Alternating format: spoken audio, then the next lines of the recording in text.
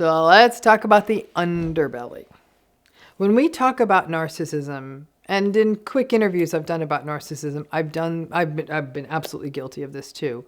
We tend to focus on the stuff we can see and feel. The entitlement, the pathological selfishness, the grandiosity, the arrogance, the status-seeking, manipulation, gaslighting, control, dominance, vindictiveness.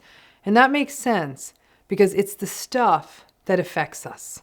The next question I get, if I manage to dodge that good old red flag conversation, which often doesn't get us very far, is the why.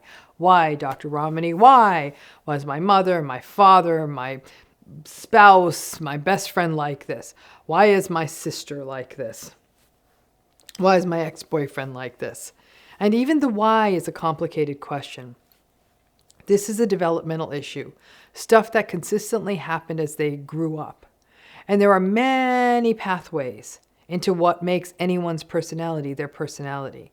Many narcissistic folks have had adversity in their childhood, trauma, neglect, abuse, chaos, and sometimes the adversity took place in materially comfortable homes with money, a powerful parent, a swimming pool in the backyard, flashy birthday parties, but parents who only attended to the child as an object and only when it was convenient for them.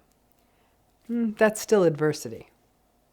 Or it was an overly indulgent parent or parents who sold the child on an empty narrative of how they're more special than any other child and can do no wrong. But those parents were still not emotionally available and would go dark on the child if the child did not show up the way that those parents wanted. The fork in the road relates to issues including temperament. One child growing up under these conditions may have a temperament that sets up a pathway to narcissism and a lifetime of antagonism. The other child may have a temperament that sets up a pathway to maybe agreeableness and a lifetime of fawn responses and being overly flexible, maybe even anxious about what other people want. And this takes us to this underbelly of narcissism. It's the fuel that drives narcissism, which is the insecurity, the fragile ego, and the shame, and frankly, the fear of being ordinary. These things matter because these are the things that are the most difficult to address. These things are like open wounds for the narcissistic person. And if they get touched, just like with an open wound, a person flinches or gets mad about the pain. This can happen in therapy with a narcissistic client if we go in too fast or call out problem behaviors or even over-empathize with the narcissistic client's pain or vulnerability. This underbelly is like a raw wound, and if we touch it, there will be rage. This underbelly is messy for everyone involved, not just the narcissistic people, but the people in relationships with them. For the narcissistic person, it is something they are not in touch with. They can't name it. They have pushed it out of awareness. So instead of being able to step back and say, okay, I am overreacting because this is an old wound for me, or my need to be special is an offset to my fragile sense of self, so the criticism is hard for me. Listen, that is not going to happen. When the shame gets evoked, for a narcissistic person, there's either overt rage or passive aggression or chaos or retribution. The insecurity means that the grandiose defenses, selfishness, the lack of regard about how other people experience this, and entitlement are drawn even higher and stronger. And the fragile ego means that the narcissistic person always has their fists out, thin-skinned and provocable and almost gunning for a fight if somebody looks at them the wrong way. This also means that for the other person in the relationship, you are managing a person who holds on to delusional beliefs of their specialness. And this is what shows up as selfishness and little care or regard for you, and an overblown sense of their importance in the world and of their needs. They are so special that in some really infantile way, they genuinely believe that you should be able to read their mind, or that you should read their mind, and they should be able to say what they want without any consequence. It means that you are living with someone that can blow at any time because of their fragile ego. The thing you said on Monday that wasn't noticed by them for some reason becomes an insult on Tuesday. And of course, the shame is always there and is often projected onto you. And you are asked things like, why are you such an angry, petty person? And it seems like they're talking about themselves, and that's because they are, but you can't say that to them directly. But the underbelly also pulls for empathy from you, from everyone.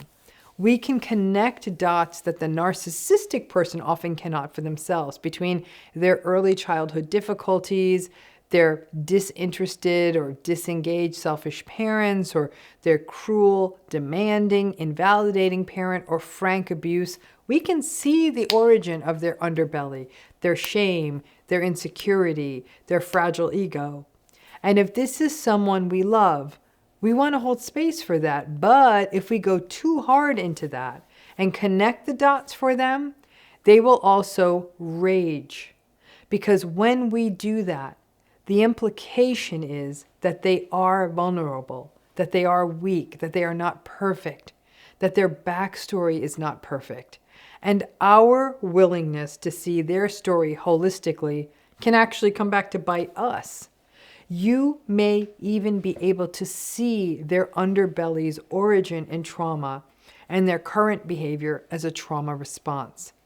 My question to you is, how long are you able to endure being mistreated in a relationship and just keep attributing their behavior towards you to their trauma responses, especially if this narcissistic person is making no attempts to address it?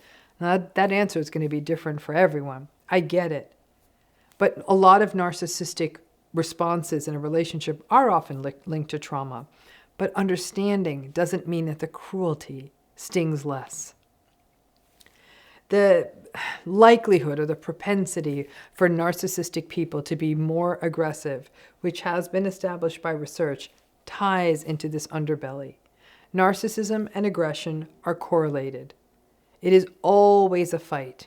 The aggression is right under the surface because the shame is always bubbling. They are prepared to be wronged by the world, so even a sideways glance can result in explosive anger. While narcissistic people are exploitative and take advantage of other people, they often perceive that is what is being done to them. And because of that, narcissistic folks will come into interactions assuming that they are being played and react to people as though they are taking advantage of them, even though that is what they are doing to the other person. It gets confusing. Now, retribution and vindictiveness are core to how narcissistic people go through the world, which is why divorces are messy. Business arrangements with narcissistic folks never end well, and lawsuits are aplenty. Life is sort of one big revenge fantasy for narcissistic folks. The retribution and vengeance are a way to take back power that the narcissistic person feels was taken away from them, and to punish people or systems for rejecting them, to dominate. And this aggression shows up everywhere as physical violence, emotional abuse, psychological abuse, bullying, menace, and even online trolling and online abuse. Narcissistic people have a fear of being ordinary. The obsession with winning and status and specialness and getting attention is all part of the underbelly. To be ordinary would be to lose those necessary and protective grandiose defenses. And then the narcissistic person has to sit in the nihilistic state of discomfort and shame and vulnerability. So yes, someone screaming at a server in a restaurant to get served right away, or asking to see the manager in a store, or expecting people to follow rules that they don't follow, it's gross. Or a person so selfish that they expect their needs to always be met first while having little regard for others is ridiculous. All of that is what is seen and experienced in these relationships. But the stuff that gets survivors into trouble is the underbelly, because that becomes the source of the rationalizations and the pity for people who are in these relationships. You might say something like, listen, I get that they're treating me terribly or that they aren't doing the nicest things, but it's their shame, it's their vulnerability, it's their trauma talking. And it is the source of the never-ending bad behavior for the people who are narcissistic. And it is really hard to address. Listen, I think it is important that you do have compassion and empathy for the underbelly, but simultaneously give yourself permission to disengage. Compassion doesn't mean that you have to suffer. Compassion means to see it. You might even feel a little pity or sympathy, perhaps, but you can simultaneously save yourself. Compassion is not sacrifice to the point of self-harm. Compassion is awareness, but still being able to be invested in taking care of yourself. And I am not saying it's easy, because it's not. But that underbelly is what makes narcissism a pretty slippery fish. Thanks again.